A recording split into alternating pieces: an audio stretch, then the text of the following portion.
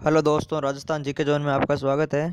और जैसा कि हमने पहले भाटिया आश्रम के जो पटवारी पेपर का जो बड़ा पेपर था पटवारी का, उसके बारे में हमने डिस्कस किया था। जिसके 60 प्रश्न हमने जीके के डिस्कशन किए थे। 1 से 60 प्रश्न तक हमने जो ऑनलाइन टेस्ट लिया था। और आज हम बात करेंगे 60 प्रश्नों की, जिसमें 30 हिंदी के हैं और 30 कंप्यूटर के हैं।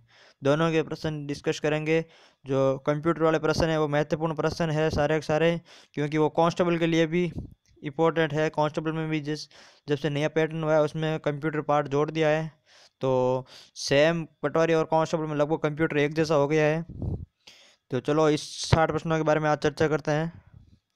प्रश्न नंबर 1 है, पहले कंप्यूटर के 30 प्रश्न लेते हैं। एक्सेल की वर्कबुक में डिफ़ॉल्ट रूप से कितनी वर्कशीट होती है? जल्दी से आंसर दे देना 30 सेकंड के अंदर। एक्सेल में वर्कबुक में डिफ़ॉल्ट रूप से कितनी वर्कशीट होती है? तो इसका सही आंसर है ए, 3 होती है वो वर्कशीट होती है एक्सेल के अंदर डिफ़ॉल्ट रूप से। अब बात करते हैं प्रश्न number 22। Spreadsheet MS Excel software है। स्प्रेडशीट है, एमएस एक्सेल है, वो सॉफ्टवेयर क्या है? कौन सा सॉफ्टवेयर है? तो इसका सही आंसर होगा सी, सिस्टम यूटिलिटीज। प्रश्न नंबर 23 स्प्रेडशीट फाइल का नाम इंगित होता है। स्प्रेडशीट फाइल का क्या नाम इंगित होता है? तो प्रश्न नंबर 123 में सही आंसर है सी, टाइटल बार। प्रश्न नंबर 124 है, फॉन्ट बॉक्स पाया जाता है। फॉन्ट बॉक्स कहाँ पाया जाता है? तो फाइल टैब में पाया जाता है, इंसर्ट टैब में, या होम टैब में, या उपरोक्त सभी। कहाँ पाया जाता है? तो इसका सही आंसर है बी, होम टैब में फंट बॉक्स पाया जाता है। उपरोक्त सभी नहीं है, इसका होम टैब में फंट बॉक्स पाया जाता है। ये एक्सेल से संबंधित प्रश्न है। उसके बाद में बात करते हैं 125वां, सेव एज कमांड होता है। सेव एज कमांड किस में होता है? फाइल टैब में होता है, इंसर्ट टैब में होता है, होम टैब में होता है, उपरोक्त सभी होता है। जब हम एक्सेल यूज करते हैं तो इसमें जो सेव एज का जो ऑप्शन आता है वो किस ऑप्शन में आता है? एक्सेल के अंदर क्या होता है कि आगे जो ये रिबन होता है उसके अंदर दिया होता है file tab, home tab, insert tab, ये सारे टैब ऐसे लिखा होता है एक्सेल यूज करते हैं। तो सेव एज जो कमांड है वो किसके अंदर आती है? तो यहाँ पर पहले फाइल टैब होता है, उस फाइल टैब के अंदर सेव एज कमांड आती है। तो इसका सही आंसर होगा ए, फाइल टैब। प्रश्न नंबर 126 में बात करते हैं, रिबन टैब में शामिल नहीं है। रिबन टैब में शामिल नहीं है, रिबन टैब है ये, रिबन टैब में शामिल नहीं है। कौन सा शामिल नहीं है रिबन टैब में? प्रश्न नंबर 126 में तो जो ओपन है वो रिबन टैब में शामिल नहीं है, क्योंकि रिबन टैब में अभी हमने पिछले प्रश्न में चर्चा की है कि यहाँ का फाइल आता है, यहाँ पे फाइल टैब आता है, या होम टैब आता है, रिव्यू टैब आता है, व्यू टैब आता है, चारों आता है। लेकिन जो ओपन है वो उसी फाइल टैब के अंदर ही आता है, अलग से कोई रिबन में टैब नहीं होता ओपन का। ओपन, सेव और सेव एज ये वगैरह सारे फाइल टैब के अंदर ही आते हैं। अब प्रश्न नंबर 127 पे बात करते हैं, ओरिएंटेशन ऑप्शन पाया जाता है। ओरिएंटेशन ऑप्शन किस में पाया जाता है? तो इसका सही आंसर होगा A, page layout. Page layout tab है, इसके अंदर ओरिएंटेशन ऑप्शन पाया जाता है। प्रश्न नंबर 128 से एक सेल को दो भागों में विभक्त करने हेतु प्रयुक्त ऑप्शन है। एक सेल है, जो एक्सेल के अंदर जो सेल सेल बनी होती है इन सबको सेल कहते हैं। और सेल एड्रेस A1 A2 इस तरीके से सेल का एड्रेस होता है। तो एक सेल को दो भागों में विभक्त करने के लिए किस ऑप्शन का प्रयोग किया जाता है? मर्ज, रोटेट, स्प्लिट या कट? किस ऑप्शन का प्रयोग किया जाता है एक सेल को? तो इसका सही आंसर होगा बी, स्प्लिट। मर्ज तो दो सेल को एक सेल बनाने के लिए किया जाता है, रोटेट घुमाने के लिए किया जाता है, कट होता है जिसका उपयोग तो जो कट करने के लिए काम आता है, जो कॉपी पेस्ट करते हैं ऐसे किसी डाटा को कट करने के काम आता है। जबकि जो होता है सेल को दो भागों में विभक्त करने वाला ऑप्शन है वो स्प्लिट होगा। सही आंसर होगा बी, स्प्लिट। 129 पे चर्चा करते हैं, एक्सेल में पूर्व निर्धारित फॉर्मूले कहलाते हैं। एक्सेल में पूर्व निर्धारित फॉर्मूले कहलाते हैं। जो एक्सेल में जो पहले से फॉर्मूले दिए हुए होते हैं वो फॉर्मूले क्या कहलाते हैं? जो डिफ़ॉल्ट रूप से अंदर से सेव होते हैं उस उन फॉर्मूलों को क्या कहते हैं एक्सेल के अंदर? तो उनको कहते हैं फंक्शन कीज। जो आप एक्सेल जब यूज करते हैं तो एक्सेल के ऊपर यहाँ पे पट्टी होता है, उसमें जो फंक्शन आता है उस फंक्शन के अंदर जो फॉर्मूले होते हैं उस टैब के अंदर। तो इसका सही आंसर होगा ए, फंक्शन। 130 में नई वर्कबुक बनाने हेतु शॉर्टकट की है। 130 में आंसर होगा नई वर्कबुक बनाने हेतु शॉर्टकट की को क्या होगी? तो आपको पता है कि एन से न्यू होता है, तो कंट्रोल प्लस एन होता है जो न्यू शॉर्टकट कीज बनाने के लिए शॉर्टकट की है। Control plus N new. किसी भी फॉर्मेटिक को हटाने हेतु प्रयुक्त शॉर्टकट की है। किसी भी फॉर्मेटिक को हटाने हेतु प्रयुक्त शॉर्टकट की है। कोई फॉर्मेटिक किया हुआ है उसको हटाने हेतु किस शॉर्टकट की से हटा सकते हैं, तो वो हटता है कंट्रोल प्लस स्पेस बार से, वो हट जाता है। तो इसका सही आंसर होगा सी, कंट्रोल प्लस स्पेस बार। आप जल्दी जल्दी आंसर देते रहिए इसका, और ये पता लगे कि आपको कितना आ रहा है कितना नहीं आ रहा है। इससे पता चलेगा कि आप इन जो 30% कंप्यूटर वाला में उनमें से कितना आप सही करते हो। नीचे कमेंट जरूर करिए। हाइपरलिंक हेतु शॉर्टकट की है। अब हाइपरलिंक हेतु कौन सी शॉर्टकट की का प्रयोग किया जाता है, ये महत्वपूर्ण प्रश्न है, पूछा भी जाता है बहुत बार। तो 132 होगा, सही आंसर होगा सी, कंट्रोल प्लस के। जो हाइपरलिंक आता है, आप हाइपरलिंक में एच देकर कंट्रोल प्लस एच मत कर देना। कंट्रोल प्लस एच नहीं होता, वो रिप्लेस के लिए होता है। कंट्रोल प्लस के होता है, वो हाइपरलिंक के लिए होता है। स्लाइड को नवीन टू तरीके से प्रारंभ करना कहलाता है। कोई स्लाइड है, उस स्लाइड को नवीन टू तरीके से प्रारंभ करना क्या कहलाता है। इसका सही आंसर है ए, ट्रांजिशन। 134 पे बात करते हैं। विंडो में सबसे नीचे उपस्थित होता है। विंडो में सबसे नीचे उपस्थित होता है। तो विंडो में जैसे अब ये जैसे कोई फाइल है उसके अंदर वेबसाइट में देखते हैं, जैसे सबसे ऊपर हेडर होता है, फुटर होता है, नीचे एंड नोट होता है और फुट नोट होता है। फुट नोट ऊपर होता है, एंड नोट नीचे होता है। लेकिन जब विंडो होती है, जब पूरी स्क्रीन की बात करी जाती है, पूरी स्क्रीन विंडो की बात की जाती है, उसमें सबसे नीचे जो कौन सा भाग उपस्थित होता है, तो सबसे नीचे वो भाग होता है, वो स्टेटस बार उपस्थित होता है। जो सबसे नीचे स्टेटस बार होता है इस तरफ कॉर्नर में, जिसमें जूम इन और जूमिंग आउट और जूमिंग इन जो ऑप्शन दे रखे होते हैं, वो स्टेटस बार होता है, वो सबसे नीचे स्थित होता है। प्रश्न नंबर 135 पे बात करते हैं।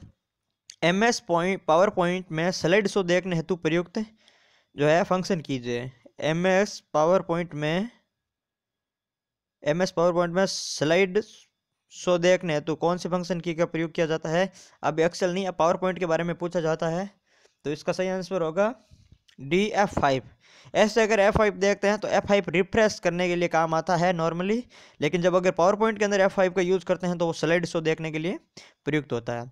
प्रश्न नंबर 136 है। कौन सी कुंजी का प्रयोग पावर पॉइंट में नई स्लाइड जोड़ने के लिए होता है। स्लाइड शो देखने के लिए तो F5 होता है, और नई स्लाइड जोड़ने के लिए कौन सी कुंजी का प्रयोग होता है पावर पॉइंट के अंदर, तो इसमें कंट्रोल प्लस एम होता है। कंट्रोल प्लस एन जो नई स्लाइड शो के लिए नहीं होता, कंट्रोल प्लस एम होता है इसका सही आंसर। अब बात करते हैं प्रश्न नंबर 137 में। दोनों ओर डाटा को समान करने हेतु अलाइनमेंट है। एक तरफ डाटा है इस तरफ और इस तरफ, दोनों तरफ अगर डाटा को समान करना हो तो उसके लिए कौन सा अलाइनमेंट यूज किया जाता है। अलाइनमेंट 4 प्रकार के होते हैं। Left alignment, right alignment, left alignment, right alignment, central alignment and justified alignment. 4 alignment होते हैं। तो ऐसा कौन सा अलाइनमेंट है जो दोनों ओर से डाटा को समान करने के लिए काम में किया जाता है। तो नाम से स्पष्ट है, लेफ्ट है तो लेफ्ट की तरफ, राइट है तो राइट की तरफ, और जो सेंटर है वो बीच की तरफ जो है अलाइनमेंट करने का काम आता है। लेकिन जो दोनों ओर के डाटा को समान करने के लिए जो अलाइनमेंट काम आता है वो होता है सी, कंट्रोल प्लस जे होता है। सी, कंट्रोल प्लस जे जस्टिफाइड होता है, वो दोनों ओर से डाटा को जस्टिफाई करता है, इसलिए वो सही आंसर होगा 137 में सी। 138 की बात करते हैं। इंटीग्रेटेड सर्किट आईसी का उपयोग कौन सी पीढ़ी में हुआ है। तो इंटीग्रेटेड सर्किट आईसी का उपयोग तृतीय पीढ़ी में आईसी का उपयोग हो गया था, और उसके बाद में जो है माइक्रो प्रोसेसर चिप का प्रयोग हुआ था वो चतुर्थ में हो गया था। लेकिन जो आईसी का उपयोग पूछा उन्होंने इंटीग्रेटेड सर्किट, तो तृतीय में हो गया। आपको बताता है जो कंप्यूटर की जो 5 पीढ़ियों में विकास हुआ था, जिस पहली पीढ़ी में जो यूज किया जाता था तो वो जो उसके अंदर था वो मशीनी लैंग्वेज में जो टैब यूज किया जाता था, सेकंड में जो ट्रांजिस्टर यूज किया जाता था, और जो थर्ड है थर्ड में यूज किया जाता था आईसी, इंटीग्रेटेड सर्किट। और जो चौथी में माइक्रो प्रोसेसर आ गया था। और बात करते हैं 139 में कंप्यूटर साक्षरता दिवस मनाया जाता है। तो कंप्यूटर साक्षरता दिवस मनाया जाता है 2 दिसंबर को, इसका सही आंसर होगा ए, 2 दिसंबर। सूचना प्रौद्योगिकी संशोधन अधिनियम है। सूचना प्रौद्योगिकी संशोधन अधिनियम कब पारित हुआ था, कब है, कौन सा अधिनियम है, तो 2008 अधिनियम है वो सूचना प्रौद्योगिकी संशोधन अधिनियम है। 141 की बात करते हैं। सुप्रीम कोर्ट द्वारा सूचना प्रौद्योगिकी अधिनियम की किस धारा को निरस्त किया गया। सुप्रीम कोर्ट द्वारा किस धारा को निरस्त किया गया था, तो सुप्रीम कोर्ट द्वारा धारा 66A को निरस्त किया गया था। बहुत ही हाईलाइटेड धारा है जिसको सुप्रीम कोर्ट ने निरस्त किया था, 66A। लाइन दर लाइन सूचना को मशीनी भाषा में बदलने हेतु किस भाषा अनुवादक का प्रयोग किया जाता है। लाइन दर लाइन सूचना को, देखो जो मशीनी भाषा को बदलने हेतु अनुवादक या ट्रांसलेटर होता है ना अनुवादक, वो असेंबलर इंटरप्रेटर व कंपाइलर, 3 प्रकार के ट्रांसलेटर होते हैं जो मशीनी भाषा को किसी अन्य भाषा में बदलता है। उसके लिए इनको ट्रांसलेटर का प्रयोग किया जाता है बदलने के लिए। तो अभी लाइन दर लाइन जो ट्रांसलेटर में बदलने के लिए उसका प्रयोग किया जाता है इंटरप्रेटर से लाइन दर लाइन बदला जाता है। जैसे कोई ये एक कोई भी स्टोरी या लेख है, कुछ भी है, पैराग्राफ है, उसको अब मशीनी लैंग्वेज में बदलने के लिए क्या करेंगे, तो उसको जो ये इंटरप्रेटर क्या करता है, पहले इस लाइन को कन्वर्ट करता है, फिर इस लाइन को कन्वर्ट करता है, फिर इस लाइन को कन्वर्ट करता है, फिर इस लाइन को, ऐसे लाइन टू लाइन कन्वर्ट करता है। जबकि कंपाइलर क्या करता है, सभी पैराग्राफ को एक साथ कन्वर्ट कर देता है। ये तो सभी प्राइमर को एक साथ कन्वर्ट कर देता है और ये लाइन टू लाइन कन्वर्ट करता है। तो इसका सही आंसर होगा सी, इंटरप्रेटर। प्रश्न नंबर 100 ये 141 प्रश्न नंबर 143 पे बात करते हैं। पीडीए एक प्रकार है, पीडीए एक प्रकार है, पीडीए किसका एक प्रकार है? 143 में पीडीए एक प्रकार है, जल्दी से आंसर दे दीजिए। तो इसका सही आंसर होगा सी, माइक्रो कंप्यूटर का पीडीए एक प्रकार है। 144 में बात करते हैं, निम्न में से कार्य के आधार पर कंप्यूटर का प्रकार नहीं है। 144 में निम्न में से कार्य के आधार पर कंप्यूटर का प्रकार नहीं है। तो कार्य के आधार पर जो कंप्यूटर का प्रयोग है वो माइक्रो कंप्यूटर है, कार्य के आधार पर नहीं है। क्योंकि हाइब्रिड कंप्यूटर और एनालॉग कंप्यूटर है वो कार्य के आधार पर कंप्यूटर का प्रकार 2 प्रकार के दिए हुए हैं, जबकि माइक्रो कंप्यूटर है वो कार्य के आधार पर इसका प्रयोग नहीं है। अब बात करते हैं 145 पे, इलेक्ट्रॉनिक सिग्नेचर सूचना प्रौद्योगिकी अधिनियम की किस धारा में है? जो सूचना प्रौद्योगिकी अधिनियम है उसकी कौन सी धारा में इलेक्ट्रॉनिक सिग्नेचर का जिक्र किया गया है या इलेक्ट्रॉनिक सिग्नेचर के बारे में बात की गई है सूचना प्रौद्योगिकी की किस अधिनियम की धारा में? तो इसका सही आंसर होगा डी, धारा 35 में इलेक्ट्रॉनिक सिग्नेचर के बारे में बात की गई है। अधिनियम कौन सा है? सूचना प्रौद्योगिकी अधिनियम, जो 2008 में जो इसका संशोधन एक्ट है हुआ था, उसके तहत धारा 35 के तहत इलेक्ट्रॉनिक सिग्नेचर के बारे में बात की गई है। लैंग्वेज ट्रांसलेटर एक प्रकार है, लैंग्वेज ट्रांसलेटर है वो किसका प्रकार है? एप्लीकेशन सॉफ्टवेयर का है, सिस्टम सॉफ्टवेयर का है, ऑपरेटिंग सिस्टम का है, डिवाइस सॉफ्टवेयर का, चारों में से किसका लैंग्वेज ट्रांसलेटर प्रकार है? जल्दी से आंसर दीजिए 146 में। तो इसका सही आंसर होगा B, system software. Language translator होता है वो सिस्टम सॉफ्टवेयर का एक प्रकार होता है। इसका सही आंसर होगा बी। बात करते हैं प्रश्न नंबर 147 में। अब 147, 48 और 49 ये 3 प्रश्न दे रखे हैं जो कन्वर्जन से संबंधित है, कंप्यूटर में कन्वर्जेशन से संबंधित है। जो देखो पुराना जो पटवारी को सिलेबस था उसमें जो कन्वर्जेशन थे वो सिर्फ बाइनरी टू डेसिमल और डेसिमल टू बाइनरी 2 प्रकार के कन्वर्जेशन थे। लेकिन जैसे अगर कन्वर्जेशन की बात करें तो लगभग सभी कन्वर्जेशन पूछ लिया जाता है, जैसे हेक्साडेसिमल टू बाइनरी कन्वर्जेशन और binary to decimal conversion, octal to binary conversion, ये इस प्रकार के कन्वर्जेशन के प्रश्न पूछे गए हैं। तो कन्वर्जेशन के अंदर जैसे ये इसके अंदर जैसे 16 लिखे हुए हैं बार, तो इसका मतलब ये हेक्साडेसिमल है और आगे 2 लिखा हुआ है, इसका मतलब है कि हेक्साडेसिमल से हमने को बाइनरी में बदलना है। जिसके बाद 2 लिखा हुआ है तो ये बाइनरी नंबर है और इसको हमें बदलना है डेसिमल में, जिसके बाद 10 लगा हुआ होता है डेसिमल, तो बाइनरी से हमें डेसिमल में बदलना है। और अब इसमें है ये कि इसमें ऑक्टल है और ऑक्टल को हमें बदलना है किसमें? बाइनरी में। तो इसको ये कन्वर्जेशन है, जो बार लिखा होता है कोष्ठक में उसका ये होता है, जैसे 8 लिखा हुआ तो ये ऑक्टल हो गया, 2 लिखा हुआ है तो ये बाइनरी हो गया, इसको इनमें बदलना है। बाइनरी जो नंबर है उसमें हमेशा 2 ही डिजिट होते हैं, 2 बिट होते हैं, एक और 0, सिर्फ 2 ही काम आते हैं। जैसे जहाँ पे बाइनरी लिखा हुआ है ये सारे 1 0 1 0 आया, यहाँ पे जो ऑक्टल लिखा हुआ है 16, ये हेक्साडेसिमल 16 लिखा हुआ है, तो यहाँ से बाइनरी में चेंज करना तो सारी संख्या 0 और 1 के फॉर्म में ही है। और इसमें भी देख लो ऑक्टल से जब बाइनरी में चेंज करना होता है तो इसमें भी सारी संख्या 0 और 1 फॉर्म है, तो बाइनरी भी जहाँ पे भी होगी वहाँ 0 और 1 फॉर्म में ही सारी संख्या होगी। तो ये कन्वर्जेशन है। इस कन्वर्जेशन के लिए हम अलग से एक वीडियो में बात करेंगे जिसमें हम सारे कन्वर्जेशन के बारे में बात करेंगे कि बाइनरी से डेसिमल कैसे करते हैं, सारे एक दूसरे का कन्वर्जेशन है उसको हम अलग से बात करेंगे। फिलहाल इसका जो आंसर के बारे में चर्चा कर लेते हैं कि इनका आंसर क्या होगा। तो इनका आंसर होगा पहले का, आप कोशिश करिएगा अगर आपको कन्वर्जेशन हो जाए तो ठीक है, नहीं तो आप अगले वीडियो में आप कमेंट करके बता दीजिएगा कि हम करवा देंगे। तो इसका सही आंसर होगा ए। और इस 148 है, इसका जो बाइनरी से जब डेसिमल में करना हो तो इसका सही आंसर आएगा सी 30। और 149 है जिसमें सही आंसर आएगा ए। इसमें ऑक्टल्स हैं, बाइनरी में कन्वर्जेशन करना है, तो इसका सही आंसर आएगा ए। अब 150वां प्रश्न है जो कंप्यूटर का लास्ट प्रश्न है। बेच ऑपरेटिंग सिस्टम BOS कौन सी पीढ़ी का ऑपरेटिंग सिस्टम है? ये 150वां जो लास्ट प्रश्न है, तो इसका सही आंसर होगा बी, द्वितीय पीढ़ी का। जो बेच ऑपरेटिंग सिस्टम बोस है वह द्वितीय पीढ़ी का ऑपरेटिंग सिस्टम है, इसका सही आंसर होगा बी। ये जो 30 प्रश्न थे 120 से 150 तक, 30 प्रश्न हमने कंप्यूटर के डिस्कस किए हैं। और अब जो अगले 30 प्रश्न डिस्कस करेंगे वो 30 प्रश्न हिंदी के होंगे।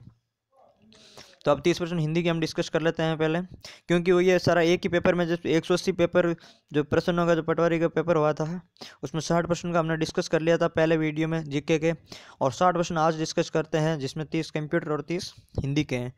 120 प्रश्न हो गए, और इसमें अब 60 प्रश्न आते हैं जो मैथ रीजनिंग के जो 60 प्रश्न आते हैं उसके लिए हम अलग से बात करेंगे, और इसका जो PDF है वो टेलीग्राम पे मिल जाएगी। 60 प्रश्न के लिए अलग से बात करेंगे, मैथ के वो तीसरे वीडियो में बात करेंगे। तो हिंदी की बात करते हैं। प्रश्न नंबर 51 में आंसर क्या आएगा?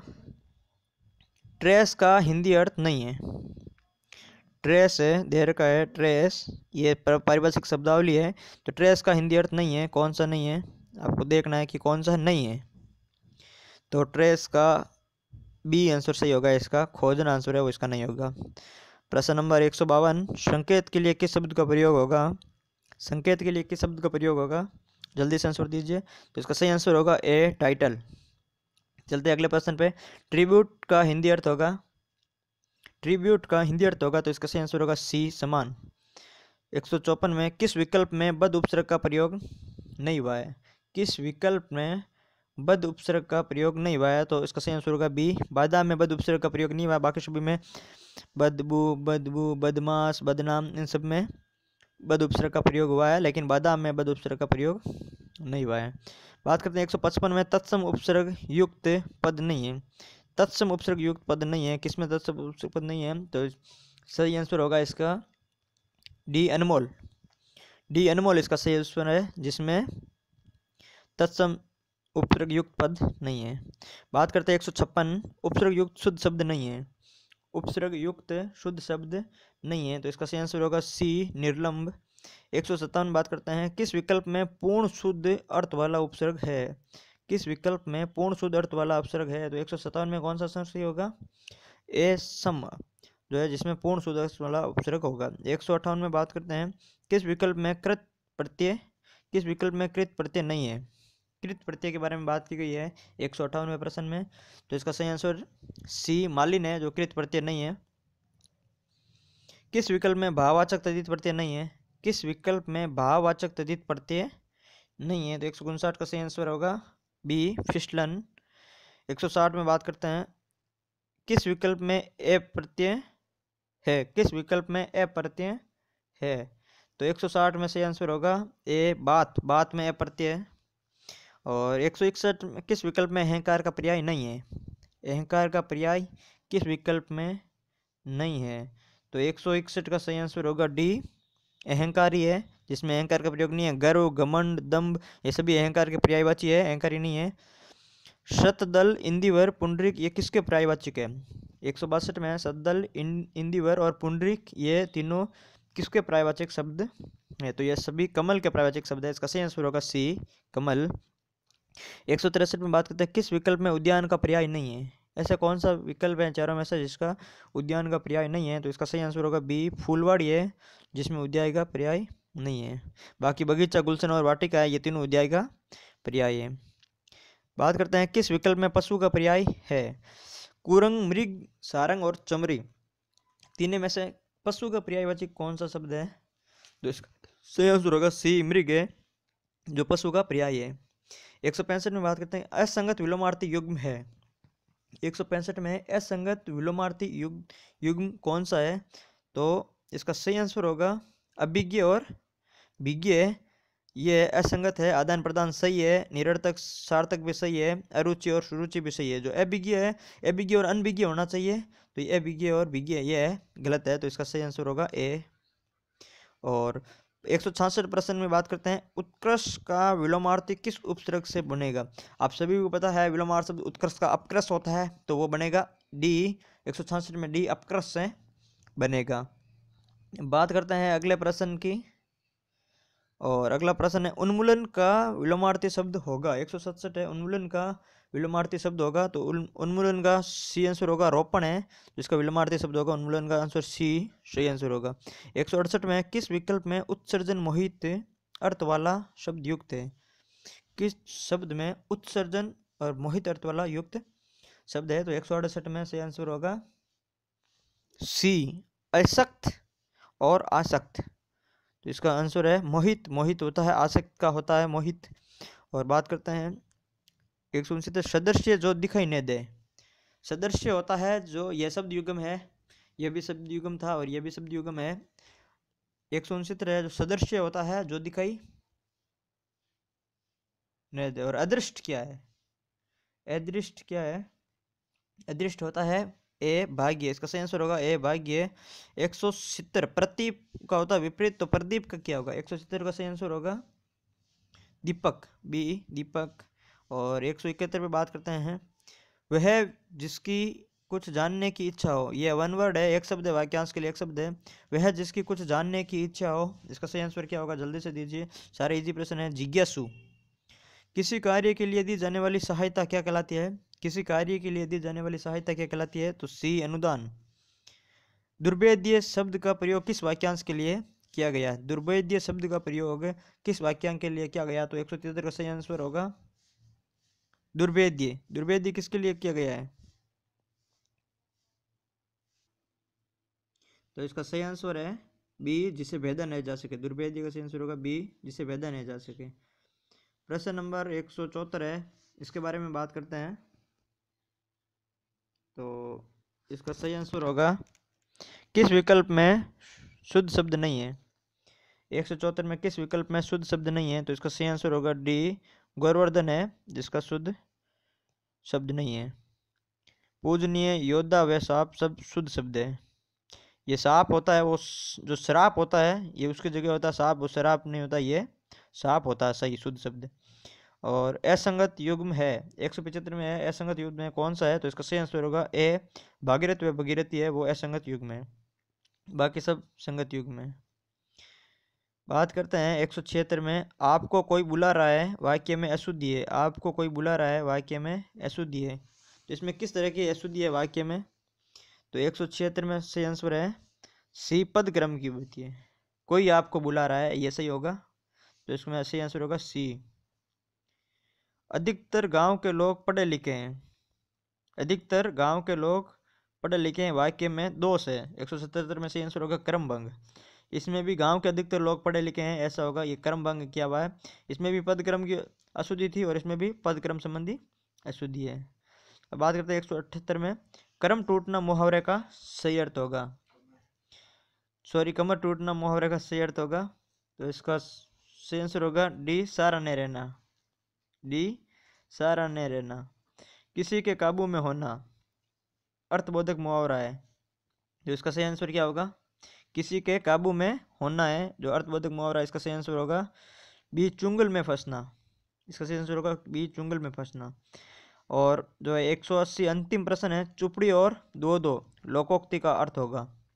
चुपड़ी और दो दो इस लोकोक्ति का अर्थ है लाभ में लाभ होना, तो इसका सही आंसर होगा डी। तो दोस्तों ये थे 180 प्रश्न है, 180 प्रश्न थे, जिसमें 60 जीके के प्रश्न हमने डिस्कस किए, 30 कंप्यूटर के प्रश्न डिस्कस किए, 30 हिंदी के प्रश्न डिस्कस किए, ये अलग वीडियो में किया था, और ये 60 प्रश्न इस वीडियो में। 120 प्रश्नों के बारे में हमने डिस्कस कर लिया है। और ये है जो पटवारी का जो बड़ा पेपर हुआ था 8 दिसंबर को आश्रम में, ये पेपर वो है। और 2 दिन बाद में हम डिस्कस करेंगे जो पटवारी और कांस्टेबल दोनों का जो संपूर्ण जिला दर्शन के बारे में जो पेपर हुआ है, संपूर्ण जिला दर्शन का पेपर हुआ है, उस पेपर को जो 150 प्रश्न थे, सभी 33 के 33 जिलों से लिए हुए प्रश्न हैं, और उसको हम एकदम से लाइव टेस्ट लेंगे 150 प्रश्न में, और आपको उसका जल्दी से जल्दी आंसर, और वो बड़े ईमानदारी से पेपर देना है। बड़ी इंटरेस्टिंग शानदार प्रश्न दिए हुए हैं, 150 प्रश्न हैं, और वो टेस्ट हम 2 दिन बाद में आपसे लेंगे। और अगर आप इस चैनल पर पहली बार आए हो तो प्लीज़ चैनल को सब्सक्राइब कीजिए, बेल आइकन पर क्लिक कीजिए। हम आश्रम के होने वाले, अगर आप सपोर्ट करोगे तो हम आश्रम के होने वाले सभी पेपर हैं वो हम लाइव चलाएंगे, विशेषतः कांस्टेबल और पटवारी, और फिर आरएस के भी पेपर हम लाइव लेंगे। जो RS प्रीलिम्स के पेपर होते हैं उनका टेस्ट भी हम लाइव टेस्ट करवाने की कोशिश करेंगे। ऐसे PDF भी हम अवेलेबल करवा देंगे, लेकिन PDF में जब टिक लगे होंगे तो आपको मतलब ऐसे टेस्ट देने में पता नहीं चलेगा। और यहाँ पे जब आप टेस्ट दोगे तो आपको पता चलेगा कि आपको मैं 30 सेकंड समय दूंगा तो आपके दिमाग में आएगा कि आंसर आपको आ रहा है या नहीं आ रहा है। तो इससे आपके प्रैक्टिस होगी, आपको पता चलेगा कि आपको कितने आ रहे हैं और कितने नहीं आ रहे हैं। तो आप कमेंट करके ज़रूर बताइएगा और वीडियो को लाइक ज़रूर कीजिए, जिससे मुझे पता चले कि आपको वीडियो पसंद आ रहा है, ताकि मैं अगला वीडियो और अच्छे से बनाऊँ।